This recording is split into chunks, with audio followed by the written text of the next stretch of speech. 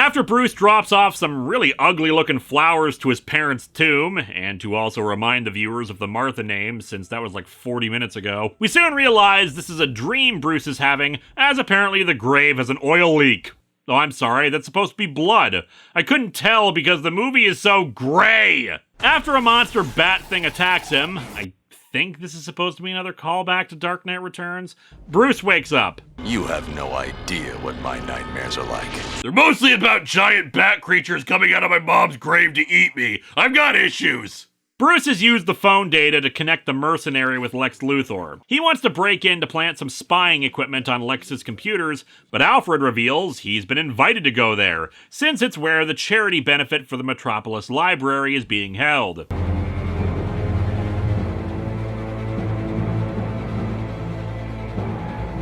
Bruce, I hate to say this, but I don't think you're gonna win this staring contest. We also see in the cave a Robin suit. At least I think it's a Robin suit. Yet again, this movie seems to really hate any colors besides brown, gray, and black. And like I said before, this would have had more impact if, say, the Joker killing Robin or whatever had been a part of a montage at the start. Instead, for all anyone can tell, Batman just hung up one of his own old costumes that the Joker drew some graffiti on. Or maybe they were subtly implying that the Joker in this universe is actually the same guy who wrote False God in the statue. That's about the same level of wit. At the benefit, Bruce catches the attention of a woman, but he slips off to go plant his surveillance stuff. But because he's communicating to Alfred, Clark is able to overhear and deduces pretty quickly who he is. Clark approaches as a reporter and asks him about Batman and how he thinks he's above the law. Bruce balks at this because of the Daily Planet's support of Superman. Considering every time your hero saves a cat out of a tree, you read a puff piece editorial. Huh.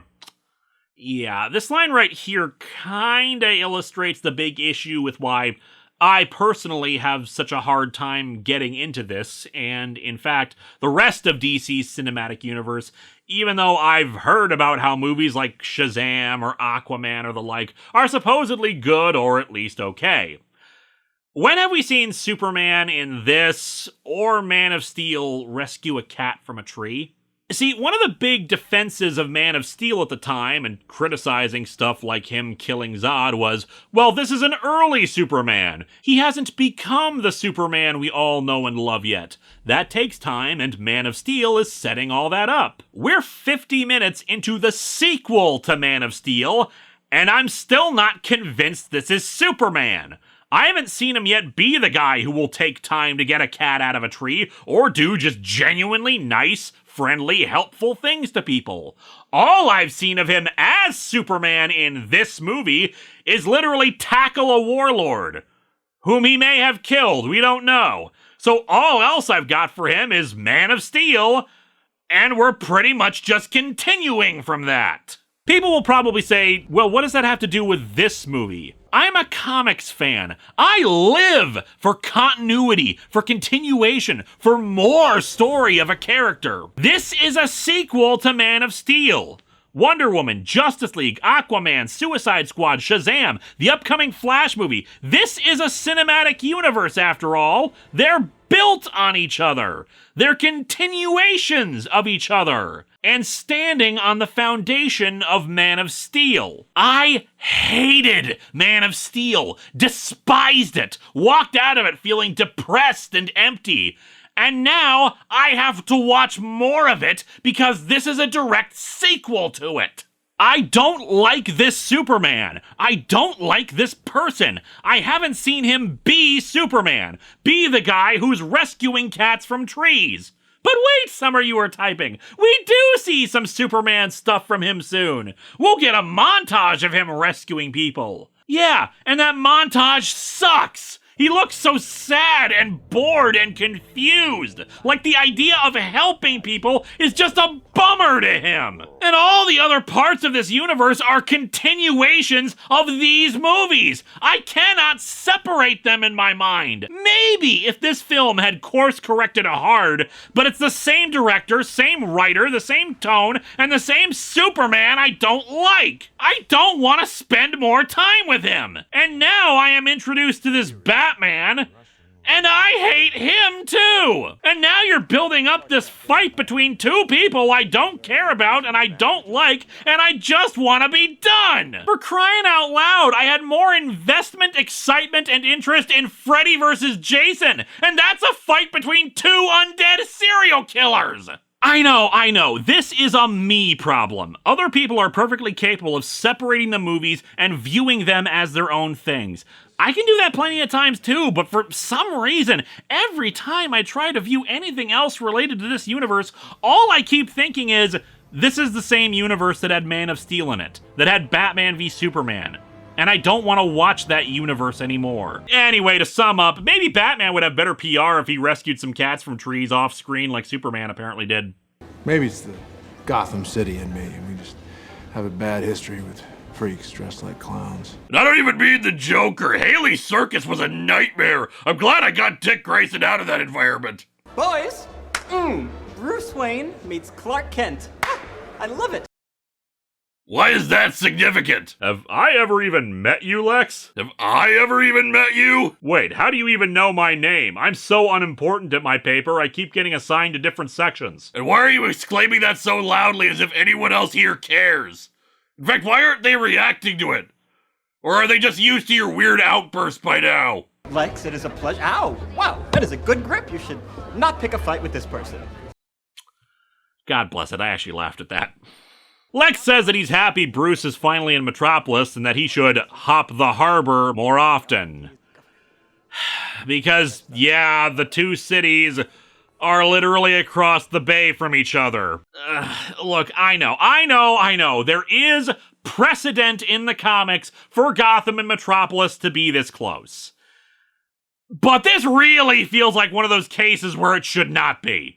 Like, I live in Minnesota. We are known for having a pair of cities called the Twin Cities. And they are not as close as Metropolis and Gotham are in this. If Gotham is that close, why the hell isn't Superman more active in it? Why isn't Batman more active in Metropolis? Why is there even a distinction between the cities? How does Bloodhaven fit into all this? And the impression I've always had has been that Metropolis is relatively close to Smallville, in Kansas, whereas Gotham is closer to New Jersey and New York. It's an East Coast city. And even I, someone who is legendarily known for being terrible at geography, knows that Kansas is kinda far away from New Jersey. Yeah, pre-crisis Metropolis was actually specifically located in Delaware, and indeed, Gotham City is just across the bay in New Jersey. But then again, pre-crisis also had a bunch of other silly, ridiculous crap in it, so why was this detail retained? Or is the Ultimate Edition gonna surprise me and Bruce whips out the zebra print batsuit? Bruce slips off to get the device he used to hack Lex's systems. Clark follows at first, but then overhears the news of a factory fire in Juarez and decides to go help people. Bruce discovers the device gone and the mysterious woman clearly having taken it. Anyway, here's Superman rescuing a little girl and everyone just wants to touch him for some reason, and he's not, like, trying to get past them to go see if anyone else is in danger, or fly off to see if he can help put out the fire. You know, guys, maybe you want to give that little girl some room to breathe? Every religion believes in some sort of messianic figure. No, they don't. Oh yeah, that's the other thing. That montage of Superman helping, it's intercut with people talking about Superman's role as a savior, potential religious figure, the political ramifications of his actions, etc. As a result, instead of this feeling like Superman's actually being Superman and helping people and yada yada, the framing of this sequence is questioning whether we should be happy about Superman helping people. What I mean by framing is how it presents information to us. I talked about this a bit in the Star Wars prequel reviews. Media displays information in a certain way to make us feel a certain way. Music is one of the biggest methods of doing so. Triumphant music to indicate something good has happened. Horror music to imply something is sinister. And thus juxtaposing talking heads discussing the potentially dangerous ramifications of Superman socially, politically, etc., while dark music plays over scenes of Superman rescuing people, does not come across like actions of heroism and whatnot, but something that shouldn't be happening. Now, you could argue in turn that these scenes are intended to be like that. They're not framing Superman's actions as negative, but rather just reflections of conversations that would happen if Superman was a real person, and it's it's just trying to go for realism. Well, then that just suggests this is padding, because none of the questions that they pose in this section are answered by the film. There is no resolution to this. If it has no message to it, no symbolic meaning to the film, it's just some stuff that happens that didn't need to. Must there be a Superman? There is. So basically, the answer to the question is, There is, again, a humanizing moment for Clark when he calls his mom and asks her why his father never left Kansas. It's a good bit, but again, it means nothing to whatever themes the movie is going for. I don't think Henry Cavill's a bad Superman, it's just the overall story keeps failing to let him be Superman. Anyway, while Lois continues her investigation of the weird bullet, Clark reads an article about Batman's little branding. Namely, that inmates who have the Bat brand are being murdered by other inmates because they have it. Oh my god! That makes no sense! Like, why would they do that? Oh my god, Batman caught him! Quick, shiv him! What the hell do they care? Batman's been operating in Gotham for 20 years in this movie. You'd probably be hard-pressed to find any criminal in Gotham who hasn't had a run-in with him. And why would they want to kill an inmate over that? Why would they want to do what Batman wants them to do? And I suppose I should ask why Bruce is okay with them murdering people, but I guess the entire point of this is that he's gotten to the point where he doesn't care anymore about the no-killing thing. But it's not exactly clear why now he's okay with it after 20 years. I mean, I suppose it's partially, again, inspired by The Dark Knight Returns. Snyder said in an interview that he loved how Batman killed in that. Except, as I said in that review, no he didn't, but whatever. Our hate crime against statues graffitier is bailed out by Lex Luthor, who presents him with a high-tech wheelchair and wants him to speak to Senator Finch, get her to call a hearing to force Superman to confront him over what happened in the invasion. Oh, and it seems we do have a little explanation for the Bat-branded murder, as the mercenary contacts one of the inmates and gets him to kill the human trafficker from earlier. Oh, so Lex was just doing all that to get Superman to hate Batman. If the intention wasn't to have them killed, why did Bruce start branding them? And why didn't he stop when he realized that's what was happening with the brand? And if it was still just to kill them once he found out they were doing that, it doesn't matter if Lex was behind it or not, Bruce was still complicit. Why did Lex even do this at all? Clark was already against Batman before the branding started getting people killed. How did he know that Clark would suddenly be interested in Batman's activities and how he was getting people killed? What would Lex have done if Batman suddenly decided to stop branding people because he didn't want people to get indirectly killed for that? And wait, from a narrative perspective, the end of this movie showed Batman not wanting to brand Luthor because he's changed and no longer wants to operate in that same way that made him complicit with murder, but that was just a plot by Luthor, so it doesn't matter if he gets branded or not, because obviously Lex is not gonna murder himself! It just raises too many questions. Lois tries and fails to get confirmation on the bullet being supplied by the government from the Secretary of Defense, showing off those great reporter skills by just asking him point blank in a bathroom if that's what they were doing. What did she expect him to answer with? Oh wow, you got us, Lois, I can't lie to you here, it breaks the men's room code. By the by, considering Lois was actually present at the events in Africa, why has she apparently not been called to testify about what happened? Perry finds out that Clark has not done the 2 actual stories he told him to do, ordering him once more to drop the issue. Or, you know, you could just fire him. And wait, why the hell hasn't Clark just written them? He's got super speed. He can just do them real quick to placate Perry and then keep working on the actual story. Nobody cares about Clark Kent taking on the Batman. Okay, Lex's line was funny, that was just pathetic. At a party at a museum, Bruce tracks down the mysterious woman and they talk. She wants a photograph that Luthor has, needing the device to try to track it. Otherwise, she returns it. Once he has it, he starts decrypting the information on it, which leads us to the Nightmare, with a K, as it's called. I always forget that the Nightmare sequence is in this movie, because it just comes so far out of left field. And it really shouldn't. Bruce has had 2 nightmares with an N already, so what's yet another dream sequence? Basically, Batman is in some kind of post-apocalyptic setting, but now wearing a trench coat over the Batsuit for some reason. There's an Omega symbol scarred into the ground, there are fire pits like Apocalypse. I remember in the theater being so utterly confused, like the copy of the movie the theater was showing had been messed up and was playing out of order because there was no setup to this. Anyway, Batman meets up with some resistance members to show him kryptonite, but it's a trap and he's captured by the authoritarian government that all works for Superman. Dr. Fishy! No! Parademons show up, then Superman arrives and murders Batman and the Resistance. She was my world. And you took her from me. Okay. So, last year, Snyder apparently did a live commentary over this film, and he finally explained what the hell the deal was with the nightmare scene. Now, I know that the Snyder cut of Justice League went into this a bit more, but bear in mind, none of this is in the final film. It's set up for future films and the long-term plans for the DC Cinematic Universe. But for just this movie, here's the deal.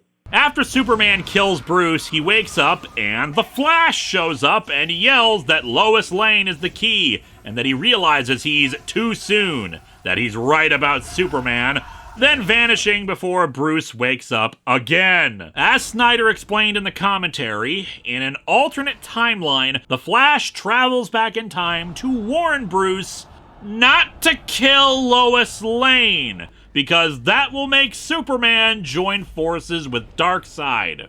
He travels back in time to warn Batman not to kill Lois. Bruce, in an alternate... But why would he... What possible reason would he have... Like, even with the branding or a more murderous attitude, what reason would he... I know I'm not completing any sentences here, but that's because this information keeps making my brain blue screen and I'm resetting! Back in March, Snyder opened up some more about his original plans for his Justice League trilogy. Bruce would have started a relationship with Lois after Clark's death. Yeah, that's not awkward or anything. And Lex Luthor would have informed Darkseid that Superman's weakness is Lois Lane, getting him to kill her. Oh, you see, Batman wasn't going to literally murder Lois. No.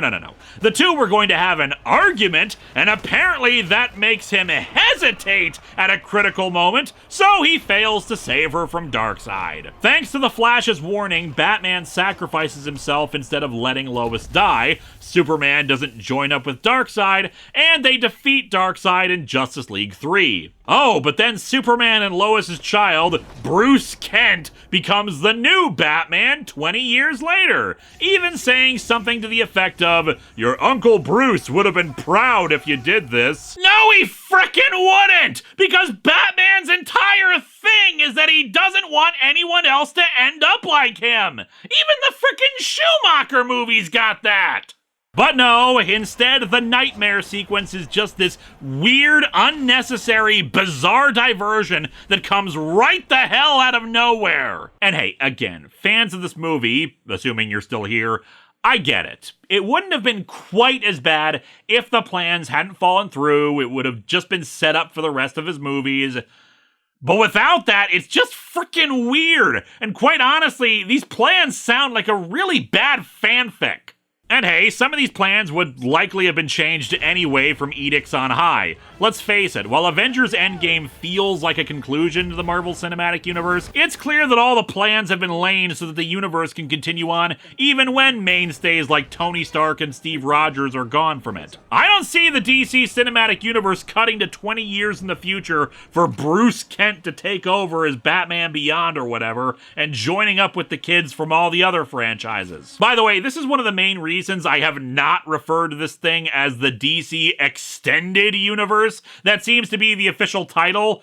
Because extended from what? Certainly not from the comics with this stuff. Anyway, time for us to never mention the nightmare sequence again in this film, as the decryption finishes and Lex sends off photos of the murdered trafficker to Clark to push him to hate Batman more. I won't question how Lex knows Clark is Superman. In this continuity, Clark has not exactly done a stellar job of covering up his identity beforehand, or even living a life as Clark Kent or the like before the end of Man of Steel. Bruce admits to Alfred that he's after the chunk of kryptonite that Lex found, wanting to use it against Superman. Bruce justifies himself in doing this because of all the deaths from the Kryptonian invasion and the potential for more harm that Superman could do. He has the power to wipe out the entire human race, and if we believe there's even a 1% chance that he is our enemy, we have to take it as an absolute certainty. Wow, you're bad at math! Hey guys, if there's even a 1% chance that I could trip on a stair and fall and break my neck, we have to take it as an absolute certainty and never use stairs. If there's even a 1% chance that the bag of potato chips I'm eating could cause mild indigestion, then we have to take it as an absolute certainty and never eat chips. If there's even a 1% chance that this Pikachu plushie is planning to murder me in my sleep, then we have to take it as an absolute certainty that it will. Don't think I don't know what you're planning, you son of a bitch! Clark talks briefly to the trafficker's, well, not wife, as she says, but apparently he fathered her child. He wants her to talk on the record to try to bring Batman to justice, but she says reporting on it won't change things. A man like that, words don't stop him. You know what stops him? A fist. I don't recall if this bit was in the theatrical cut, but if it wasn't, it really should have. That's the thing that's kind of frustrating about this movie. There are a lot of things that are not bad ideas, stuff that isn't incompetent, that would have really worked for building up this fight. Lex smuggles the kryptonite into the city, and Batman spends the next few minutes in an action scene trying to take it. Man, at the hour and 15-minute mark, it really highlighted to me how few action scenes this movie has in the extended cut. Mind you, it ramps up later, but it felt like the movie was much farther along than it actually was because of that lack of action. And sure, the movie is not supposed to be a prolonged action sequence or the like.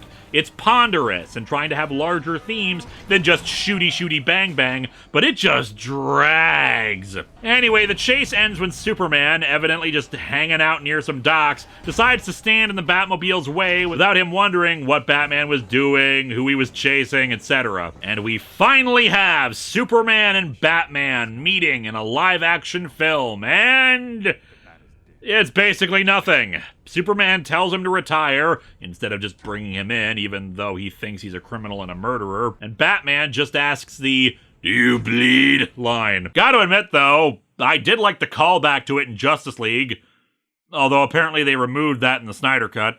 Look, back when I did World's Finest, I said I wasn't going to compare it to this movie unless I was patron to this film.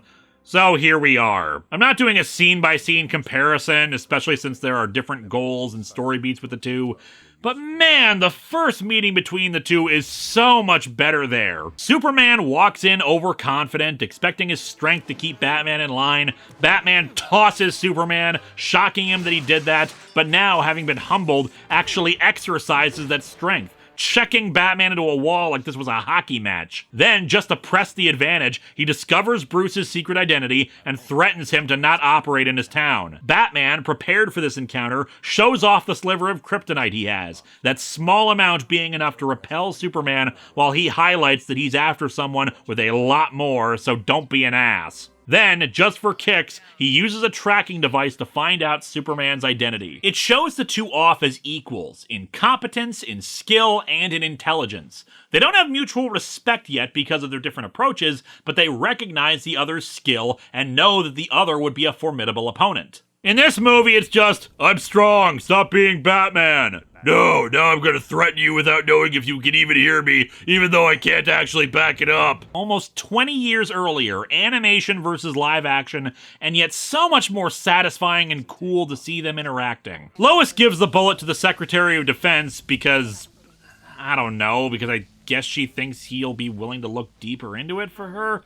It kind of undercuts her skills as a journalist, in my opinion, to do this. Finch makes a press conference inviting Superman to come speak to the investigating committee about what happened in the desert. Back at the Kent farm, Clark meets with his mom, who encourages him that people will know who he is by his deeds and that he's not a killer. To be everything that they need him to be. Or be none of it.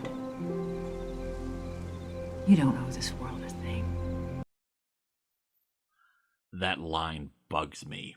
I know what it's trying to go for, but it feels more like she's suggesting that being a superhero, helping people, is a transactional thing.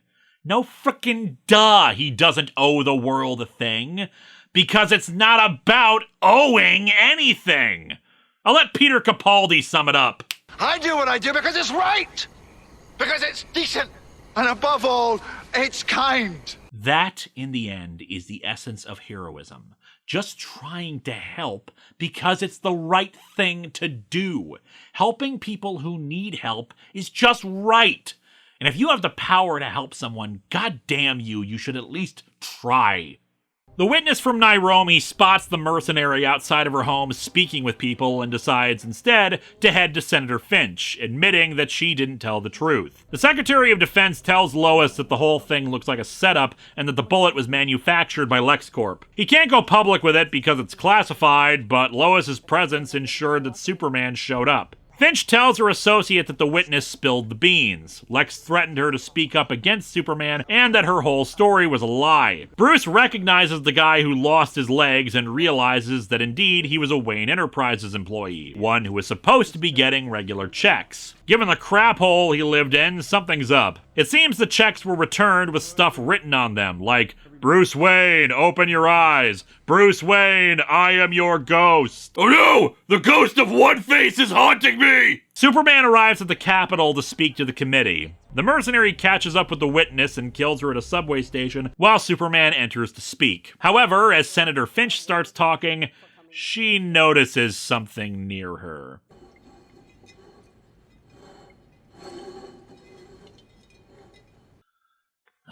Well, here we go! Oh hey, the movie finally pissed itself. You will believe a man can pee! Man, where's the tie-in action figure of Lex Luthor in the pee jar? Boy, Senator, you're in it now! You know, some parts of the Superman mythos began in mediums outside the comics and then transitioned into them. Somehow, I don't think the pee jar is gonna do that. I don't like Cuba Cola's new flavor. Man, the ultimate troll would be if it actually was peach tea. Peach tea. Lex Luthor, as played by Pissy Eisenberg. You know, we could have had proper Machiavellian Luthor. Instead, we have his son, this little pissant. Well, we may never see the pee tape, but as consolation, here's the pee jar. This Lex Luthor is less Mark Zuckerberg and more Howard Hughes. Where the hell is my peach tea? I'm gonna sass somebody for this! And today, in Things I Never Needed to Know, what Lex Luthor's urine looks like. And finally, man, I want the timeline where Lex did all that work, made sure to get enough piss into that jar, sneak it inside, put it right there, turn it away so she can have the slow realization he's watching from some secure location, and she never notices it. All that work down the drain. Like a toilet. Where his piss should have gone.